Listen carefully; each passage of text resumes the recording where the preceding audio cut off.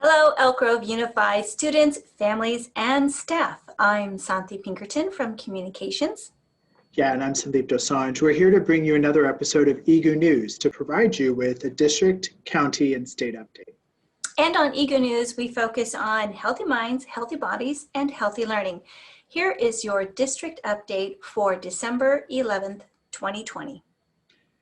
One more week of distance learning lies ahead, and then we all have an opportunity to take a breath during the winter break. Yeah, please take this opportunity to rest, heal, and find respite. If you or someone you know needs access to support services or resources, please visit our EGUSD Family Resources webpage.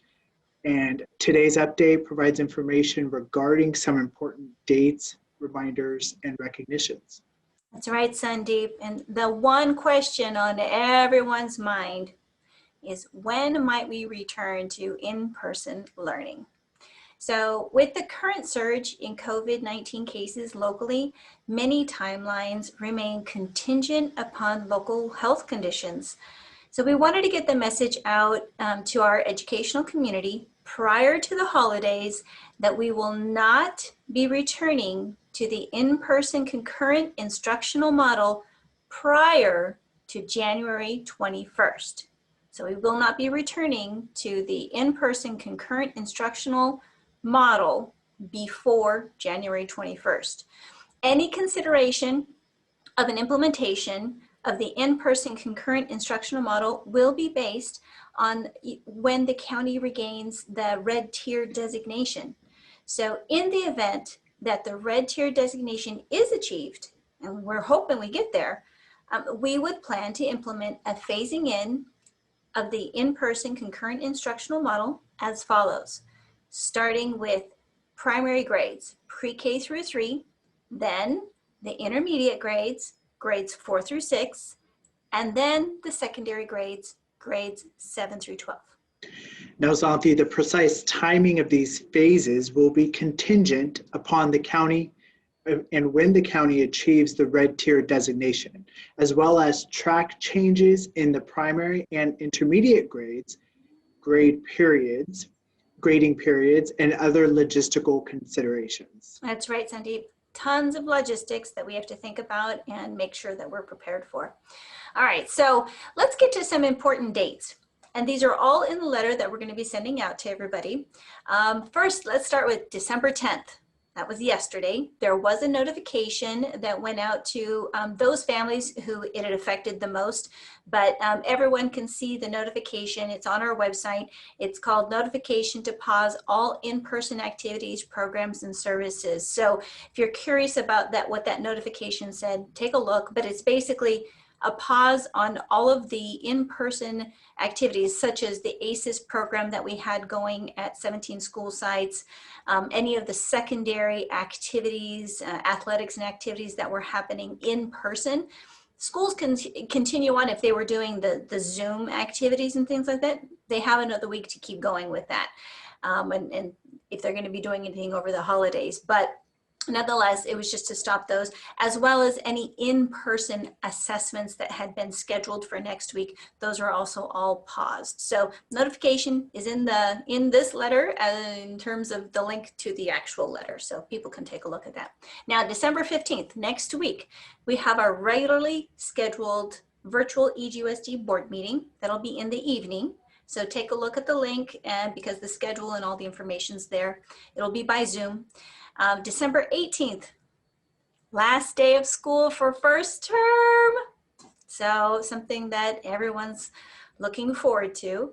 And then when school resumes, we're going to be back to distance learning on January 4th, although pay attention to your calendar because there are some days that are in-service days for our teachers, and then some days, and then other days when actual students are coming back or going to be resuming distance learning.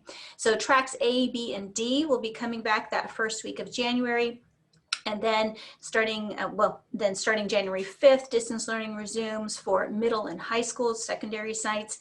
Then January 12th, we've got modified traditional who's going to resume distance learning. And then January 26th with distance learning resumes for track C. the elementary schools on track C. A lot of dates there, and all of that information will be included in this week's update. So stay tuned for those details when you're ready to get your kids ready to get back after the first of the year. So survey reminders, Zanthi. There are two very important surveys we want to remind you of, and your input is vital and very important. Thank you to those who have already completed them, but please note that these two separate and independent surveys serve different purposes. So first, surveys, distance learning and LCAP needs. It's an ongoing feedback that we receive from students, families, and staff that's essential for us to continue to provide high quality distance learning experiences for all of our students within the district. So keep in mind that your input directly guides program design and delivery decision making. So click on the link that's provided in this week's update to take you to the survey page. Absolutely. Thank you, Sandeep. And the other survey that is also very, very important is the LCFF. Now, LCFF stands for Local Control Funding Formula, but LCFF Funding Survey. Now, obtaining 100% accuracy in the identification of students qualifying for assistance based upon socioeconomic need is essential for our district. It enables us to best support students and families, as well as for the district to obtain millions of dollars available to do so. The link to this survey, the LCFF funding survey, can be found again in the letter down below.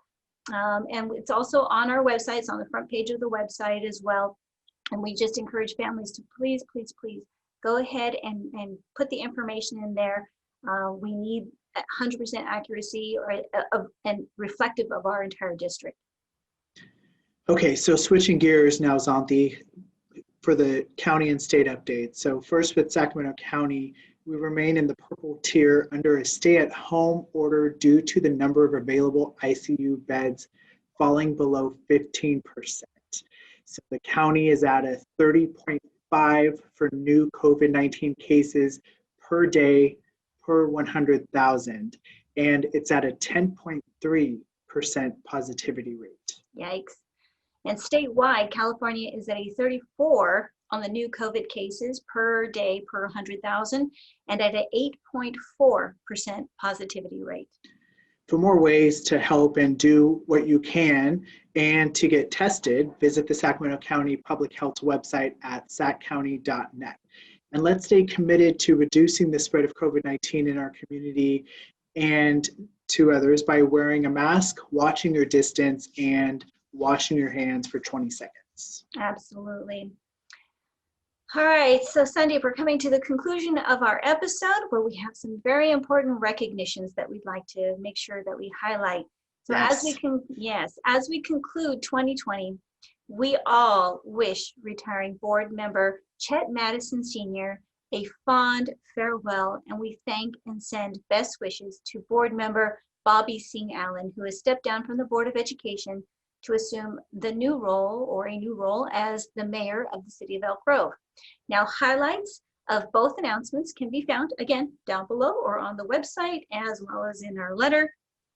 There's both a press release there, and if you want to hear the comments of recognition for both board member Chet Madison, the link is there where you can go to the YouTube video of the meeting, and as well as for board member Bobby Singh Allen, both the press release and as well as the board comments are linked there again to the YouTube video where those were made.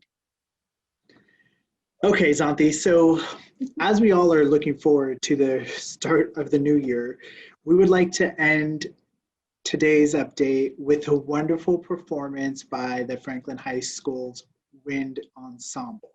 Oh my gosh, Sandeep, I saw this and I'm serious. I mean, even now, it just made me cry because it was just so beautiful. So it really was, and it's very commendable how the students persevered using Zoom and were able to have this phenomenal piece of music that, you know, wasn't lost with distance learning. So we encourage everyone to enjoy it as much as we did, and yeah, just take it all in. It's a beautiful piece. Absolutely. And, you know, we just can't wait to have everybody back. Yeah. All right. Oh, you got me, Sandeep. So that's it for EGU News Update for today. Remember to subscribe to the Elk Grove Unified School District's YouTube channel and click on the little bell icon to receive notifications. I'm Santi Pinkerton. Stay safe and stay healthy. And I'm Sandeep Dosanjh. We'll see you next time.